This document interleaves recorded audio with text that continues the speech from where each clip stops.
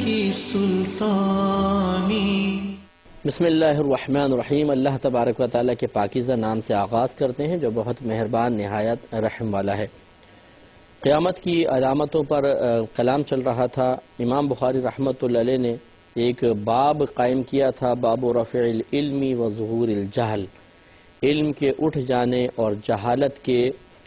ظاہر ہونے کا باب۔ نبی کریم صلی اللہ علیہ وسلم کی اس حدیث پاک میں اس کا ذکر ہے۔ حضرت انس بن مالک رضی اللہ تعالیٰ عنہ اس کے راوی ہیں، اور اس میں نبی کریم صلی اللہ علیہ وسلم نے قیامت کی 4 علامتیں ذکر فرمائیں۔ لہذا ارشاد فرمایا کہ قیامت کی نشانیوں میں سے یہ ہے کہ علم اٹھا لیا جائے گا، جہالت عام ہو جائے گی، زنا کی کثرت ہوگی، شراب بہت زیادہ پی جائے گی۔ تو ہم آپ کی خدمت میں عرض کر رہے تھے کہ چاروں چیزیں آج واقعی ہمارے معاشرے میں بہت زیادہ رائج ہو چکی ہیں، اور زنا بھی بہت زیادہ عام ہو گیا ہے، اور زنا کو ختم کرنے کے لیے اور زنا تک جو چیزیں پہنچا رہی ہیں ان سے نفرت پیدا کرنے کے لیے ہم سب کو مل کر کوشش کرنی ہوگی۔ علماء بھی کوشش کریں، اصلاحی بیانات کی زیادہ کثرت کرنی چاہیے۔ ہمارے ہاں بعض اوقات تقریریں زیادہ ہوتی ہیں اور ان موضوعات پر ہوتی ہیں کہ جس سے عوام کے اندر کسی سوچ میں یا فکر میں کوئی انقلاب پیدا نہیں ہوتا، کوئی فکری تقریریں نہیں ہوتی ہیں، فکری بیانات، سوچ میں انقلاب پیدا کرنے والے بیانات نہیں ہوتے ہیں، پرانے موضوعات ہوتے ہیں جنہیں لوگوں نے 50 دفعہ سن چکے ہوتے ہیں، نامعلوم 51ویں دفعہ ہم کس امید پر ان کو سنا رہے ہوتے ہیں اور وہ لوگ سن رہے ہوتے ہیں۔ اور جو لوگوں کی ضرورت کے مسائل ہیں، جو ان میں چینج لے کر آئیں، جو ان کے ذہن کو صاف کریں، جو ان کے اندر پاکیزگی پیدا کریں، نہ تو بعض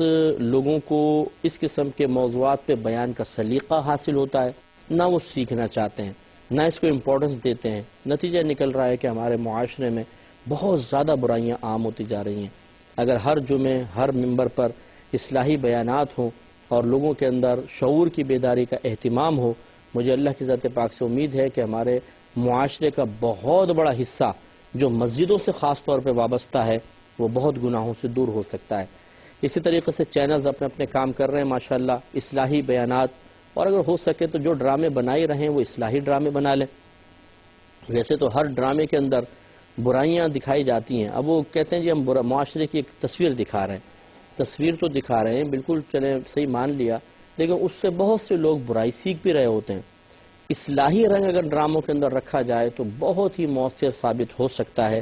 میں ڈرامے بنانے کی کوئی ترغیب نہیں دے رہا ہوں کہ کوئی مجھ پہ فتویٰ لگائے کہ مفتی صاحب ڈرامے بنانے کے بارے میں کہہ رہے ہیں۔ جو ڈرامے بنا ہی رہے ہیں ان کو ہم ایک مشورہ دے رہے ہیں کہ اگر اصلاحی ڈرامے بھی ہو جائیں، کیونکہ بہت سے لوگ ایسے ہوتے ہیں جو دینی کوئی پروگرام دیکھنا پسند نہیں کرتے، علماء کے پاس جانا پسند نہیں کرتے، وہ دینی کتاب اٹھا کے پڑھنے کے لیے تیار نہیں ہیں،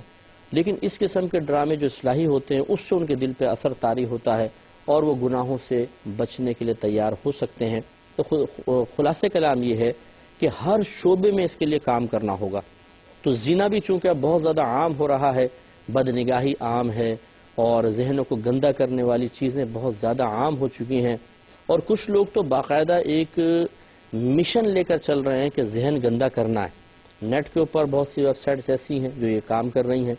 بہت سی اسکول میں، کالجز میں، یونیورسٹیز میں گروپ بنے ہوئے ہیں جو یہی کام کر رہے ہیں کہ بس لڑکوں اور لڑکیوں کا ذہن خراب کرنا ہے اور انہیں گندے راستے پہ لگانا ہے۔ اب اللہ عالم کہ اس سے ان کو کیا اخروی فائدہ حاصل ہوگا یا دنیا فائدہ حاصل ہوگا یہ اللہ ہی بہتر جانتا ہے، لیکن ہو رہا ہے۔ تو ہر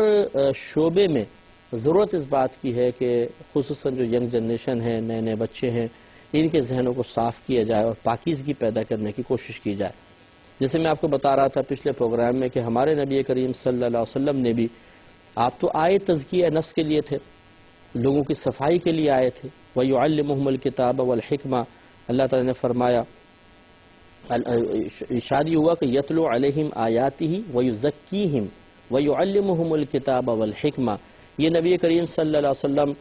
تمہارے سامنے اللہ تبارک و تعالیٰ کی آیات کی تلاوت فرماتا ہے، تمہارے نفس کو پاکیزگی دیتا ہے، یعنی تزکیہ نفس فرماتا ہے، اور تمہیں کتاب اور حکمت سکھاتا ہے۔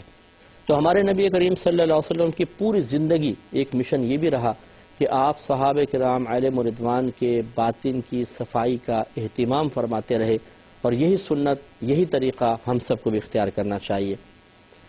تو وہ روایت ایک یہ ہے جیسے سرکار نے دیکھیں کس حکمت کے ساتھ ایک نوجوان کو زنا سے دور کیا کہ ایک نوجوان آپ کے پاس آیا اور اس نے عرض کیا رسول اللہ صلی اللہ علیہ وسلم آپ مجھے اجازت دیں کہ میں زنا کر لوں۔ اب کتنی یہ بری بات ہے اگر کوئی بیٹا اپنے والد صاحب سے جا کر کہے کہ جی مجھے اجازت دیں میں شراب پی لوں، مجھے اجازت دیں میں زنا کر لوں، مجھے اجازت دیں میں ہیروئن پی لوں، تو یہ تو ایک باپ سے پوچھتا بہت بڑی بے ادبی ہے۔ جائے کہ نبی کریم صلی اللہ علیہ وسلم کی خدمت میں یہ گستاخانہ مطالبہ کرنا، تو صحابہ کرام علیہم الرضوان اس میں جلال میں آ گئے اور چاہا کہ اس کو سختی کریں، زد و کوب کریں، لیکن نبی کریم صلی اللہ علیہ وسلم نے ان کو منع فرمایا کہ ٹھہر جاؤ۔ اس نوجوان کو سامنے بٹھایا اور بڑی ہی نرمی کے ساتھ پھر رحمت کونین صلی اللہ علیہ وسلم نے پوچھا کہ اے نوجوان تم یہ بتاؤ کیا تم اس بات کو پسند کرو گے کہ کوئی تمہاری بہن کے ساتھ ایسا کرے؟ عرض کیا کہ نہیں، میں اس کو ناپسند کروں گا۔ فرمایا جس کے ساتھ تم کرو گے وہ بھی تو کسی کی بہن ہوگی۔ پھر شاید فرمایا کہ کیا تم پسند کرتے ہو کہ تمہاری ماں کے ساتھ کوئی ایسا کرے؟ اس نے کہا کہ میں اس کو پسند نہیں کروں گا۔ فرمایا تم جس کے ساتھ کرو گے ہو سکتا ہے وہ بھی کسی کی ماں ہو۔ اس طرح نبی کریم صلی اللہ علیہ وسلم نے کئی رشتے گنوائے اور وہ ہر مرتبہ انکار کرتا رہا کہ میں اس کو پسند نہیں کروں گا۔ پھر اس کے بعد نبی کریم صلی اللہ علیہ وسلم نے اپنا دست اقدس اس نوجوان کے سینے پہ رکھا اور اللہ تبارک و تعالی کی بارگاہ میں دعا کی کہ یا رب کریم اس کے دل کو زنا سے بیزار کر دے۔ تو وہ نوجوان کہتا ہے کہ جب میں آپ کے پاس آیا تھا تو زنا سے زیادہ کوئی شے مجھے محبوب نہیں تھی، لیکن جب میں آپ کے پاس سے گیا تو سب سے زیادہ میں زنا سے ہی بیزار تھا۔ تو دیکھیں اب طریقہ دیکھیں نبی کریم صلی اللہ علیہ وسلم نے کیسے اس کو نفسیاتی طور پر یہ بات سمجھائی، اس کا مائنڈ چینج کر دیا بالکل۔ اس نے سوچا کہ واقعی میں ایک چیز جب اپنے لیے ناپسند کر رہا ہوں میں دوسرے کی بہن بیٹی کے لیے کیسے پسند کر سکتا ہوں۔ تو یہ جو نوجوان لڑکیوں کو چھیڑتے ہیں، انہیں ایس ایم ایس خراب قسم کے کرتے ہیں اور ان کے ساتھ مذاق مستی کی کوشش کرتے ہیں، ایک لمحے کے لیے اپنی جوان بہن کا تصور بھی ذہن میں لے آئیں کہ اگر کوئی میری بہن کو اس طرح چھیڑ رہا ہو، اسے اس طرح میسیجز کر رہا ہو، یا ایک آدمی جو شادی شدہ یہ کام کر رہا ہو اس کی جوان بیٹی بھی ہو کہ اگر کوئی میری بیٹی کے ساتھ ایسا کر رہا ہے جیسے میں کسی کی بیٹی کے ساتھ کر رہا ہوں، تو اس کو تھوڑی بہت تو حیا شرم آئے گی۔ اگر واقعی غیرت زندہ ہو اور ضمیر اس کا جاگا ہوا ہو تو تھوڑی بہت اس کو شرم آئے گی کہ واقعی میں غلط کام کر رہا ہوں۔ اور اللہ نہ کرے خدا نہ خواستہ ایسا بھی ہو سکتا ہے کہ آپ کسی کے ساتھ کریں تو آپ کے پیچھے کوئی لگ جائے۔ تو اس لیے اگر اس طرح ہم شعور کی بیداری کا اہتمام کرتے رہیں تو بہت حد تک اس قسم کے گناہوں میں رکاوٹ قائم ہو سکتی ہے۔ پھر یہ ماں باپ کی اولین ذمہ داری ہے کہ اپنے بچوں کی اس طرح تربیت کریں کہ وہ اس قسم کے گناہوں کی طرف نہ آ جائیں۔ شروع سے ہی بچوں کو ہر قسم کی چیز دیکھنے دینا، ہر قسم کے مقامات پر جانے دینا، بچوں کے سامنے اس قسم کی گفتگو کرنا یا ایسی چیزیں چلا دینا بچوں کے سامنے جس میں اس قسم کی گفتگو آ رہی ہو کہ اس سے ان کا ذہن خراب ہو، تو لازم بات ہے پھر زنا کی کثرت تو ہونی ہے۔ تو ان تمام چیزوں پہ مجھے بھی توجہ کرنی چاہیے، آپ بھی توجہ کریں اور ان برائیوں کے خاتمے کے لیے محنت کرتے رہنا چاہیے۔ اگلی حدیث امام بخاری رحمۃ اللہ علیہ لے کر آئے ہیں، 81 نمبر حدیث پاک ہے اور اس کے راوی بھی حضرت انس رضی اللہ تعالی عنہ ہی ہیں۔ یہ کہتے ہیں حضرت انس رضی اللہ تعالی عنہ نے ارشاد فرمایا کہ میں تم کو ضرور ایسی حدیث بیان کروں گا جس کو میرے بعد تم سے کوئی بیان نہیں کرے گا۔ گویا کہ آپ کے خیال میں یہ حدیث صرف آپ نے ہی نبی کریم صلی اللہ علیہ وسلم سے سنی تھی اور کسی نے نہیں، اس وجہ سے آپ اس قسم کا دعویٰ کر رہے ہیں کہ یہ ایک نعمت میرے پاس مجھے حاصل ہے کہ میں نے نبی کریم صلی اللہ علیہ وسلم سے یہ علمی خزانہ حاصل کیا اور کوئی صحابی وہاں پر نہیں تھے، تو میرے علاوہ تم کسی سے اس کو نہیں سنو گے۔ ارشاد فرمایا کہ میں نے رسول اللہ صلی اللہ علیہ وسلم کو یہ فرماتے ہوئے سنا ہے کہ قیامت کی علامتوں میں سے یہ ہے کہ علم کم ہو جائے گا اور جہالت کا غلبہ ہوگا، زنا بکثرت ہوگا اور عورتیں زیادہ ہوں گی اور مرد کم ہوں گے، یہاں تک کہ 50 عورتوں کا کفیل صرف ایک مرد ہوگا۔ تو اس میں 3 چیزیں تو وہی ہیں کہ علم کم ہو جائے گا، جہالت زیادہ ہوگی اور زنا بکثرت ہوگا۔ اس میں ایک اضافی چیز نبی کریم صلی اللہ علیہ وسلم نے بیان فرمائی کہ عورتوں کی کثرت ہوگی۔ اس کی کئی وجوہات ذکر کی ہیں علماء نے۔ ایک تو یہ کہ بچیاں زیادہ پیدا ہوں گی، لڑکے کم پیدا ہوں گے، اور ایسا آج کل ہو رہا ہے کہ آپ اکثر اگر ہاسپٹلس کا دورہ کر لیں، جو بچے پیدا ہو رہے ہیں ایک دن کے اندر، ان میں اکثریت بچیوں کی ہے، لڑکے بہت کم پیدا ہو رہے ہیں۔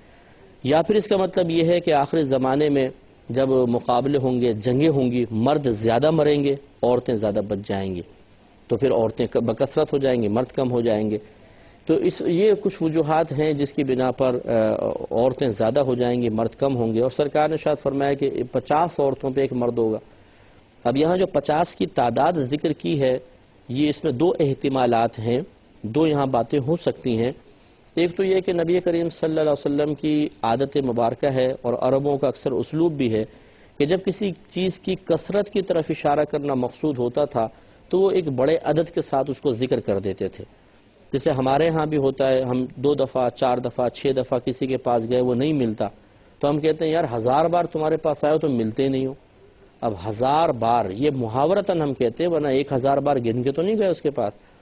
تو اسی طریقے سے بعض اوقات نبی کریم صلی اللہ علیہ وسلم کسی چیز کی کثرت کی طرف اشارہ کرنا چاہتے ہیں تو ایک ہندسہ ذکر کر دیتے ہیں، 70 سال 80 سال 50 سال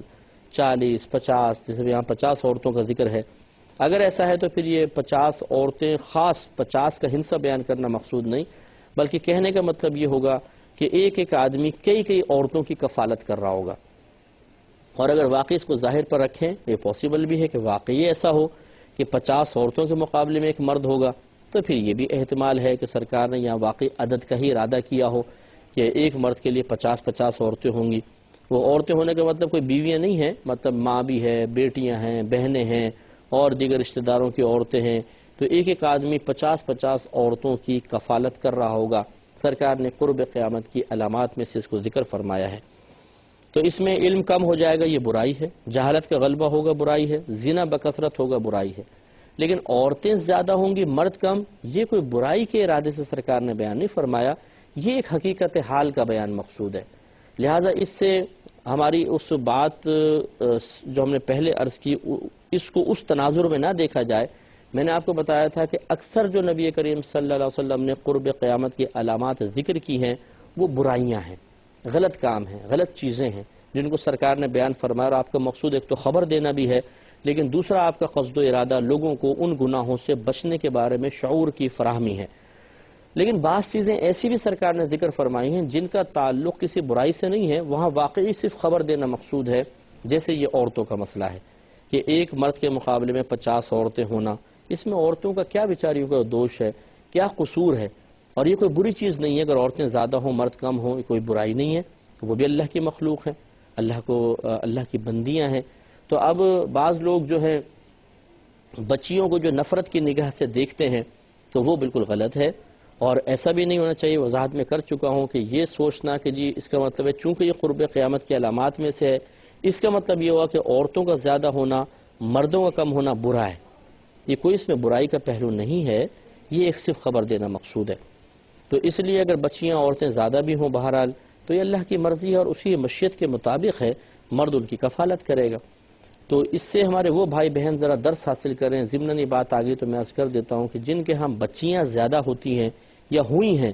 تو وہ بعض اوقات پچھتاتے ہیں بچیوں کے اس پہ، ارے یار دیکھو 4 بچیاں ہو گئیں، 5 ہو گئیں، 6 ہو گئیں، لڑکا ہو جاتا بہت اچھا تھا، حسرت بھی ہوتی ہے، پچھتاوا بھی بعض صورتوں کے اندر ہوتا ہے۔ یہ ایسا نہیں ہونا چاہیے، بچیاں اللہ کی رحمت ہیں، اور ہماری تحقیق کے مطابق میں اس کو اپنی طرف منسوب کر دیتا ہوں کہ میری تحقیق کے مطابق لڑکی یعنی بیٹی بیٹے سے افضل ہے، اس کی بڑی فضیلت ہے، قرآن کے اندر حدیثوں میں بڑی فضیلت ذکر کی گئی ہے۔ لڑکے کے اتنے فضائل نہیں ہیں جتنا بچیوں کے ہیں، حتیٰ کہ آپ نے یہ حدیث خود بھی سنی ہوگی کہ نبی کریم صلی اللہ علیہ وسلم نے ارشاد فرمایا جس کی 3 بیٹیاں ہوں وہ ان کو پال پوس کے جوان کرے، اچھی تربیت کرے اور پھر صحیح مقام پہ، اچھے مقام پہ ان کا رشتہ کروا دے تو وہ اور میں جنت میں بالکل ایسے ہوں گے جیسے یہ 2 انگلیاں۔ کسی نے عرض کیا رسول اللہ اگر 2 لڑکیاں ہوں تو؟ فرمایا 2 کے لیے بھی یہی ہے۔ ایک راوی نے 1 کے بارے میں سوال کیا تو سرکار نے فرمایا 1 بیٹی کے لیے بھی یہی انعام ہے۔ تو گویا کہ کسی کی بیٹی ہو وہ اس کی اچھی تعلیم و تربیت کا اہتمام کرے اور پڑھا لکھا کر کے پھر اس کے اچھا رشتہ بھی کر دے اچھے مقام پر، تو وہ باپ تو جنتی ہوا، نبی کریم صلی اللہ علیہ وسلم نے بشارت دی ہے۔ لیکن آپ یہ دیکھیں گے بیٹے کے بارے میں کہیں ایسی بشارت نہیں ہے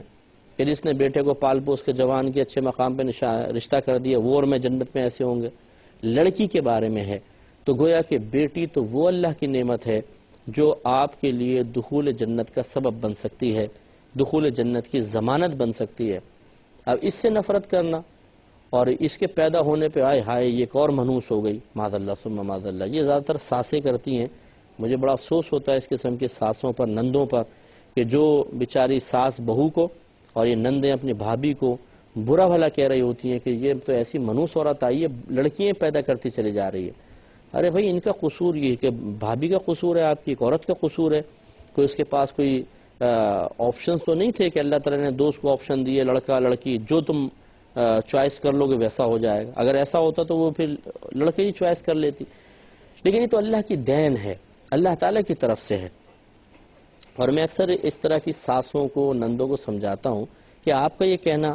کہ جی یہ تو منحوس عورت ہے، اس کی لڑکیاں پیدا ہوتی چلی جا رہی ہیں، اس کا مطلب یہ ہوا کہ لڑکی کی پیدائش کی وجہ سے ماں منحوس ہو گئی، تو پھر آپ کے بارے میں کیا خیال ہے؟ آپ بھی تو ایک عورت ہیں۔ جب آپ پیدا ہوئی تھی تو آپ کی والدہ کو کوئی خدا نخواستہ کہتا ہے کہ کیسی منحوس عورت ہے کہ یہ لڑکی پیدا ہو گئی، کیا آپ پسند کریں گی اس بات کو؟ یقینی سی بات ہے کہ نہیں۔ جس وقت آپ پیدا ہوئی تھیں، آپ ایک لڑکی تھیں اور آپ ماں سے پیدا ہوئیں، تو جب آپ یہ پسند نہیں کرتی کہ میری ماں کو منحوس کہا جائے، میری ماں کو برا بھلا کہا جائے، اور میری پیدائش پہ کوئی ناگ بھو چڑھائے، مجھے کوئی منحوس کہے کہ ایک اور منحوس پیدا ہو گئی، یا آپ اپنے لیے پسند نہیں کرتے، تو پھر اس بچی کے لیے، چھوٹی سی جو دنیا میں آئی ہے، اس کے لیے اس کو منحوس کیوں کہہ رہی ہیں؟ اس کی ماں کو منحوس کیوں کہہ رہی ہیں؟ یہ غلط طریقہ ہے اور یہ جہالت ہے۔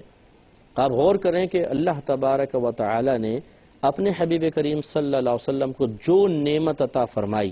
سب سے بہترین عطا فرمائی، اس کا کوئی انکار نہیں کر سکتا کہ بہترین ترین نعمت عطا فرمائی۔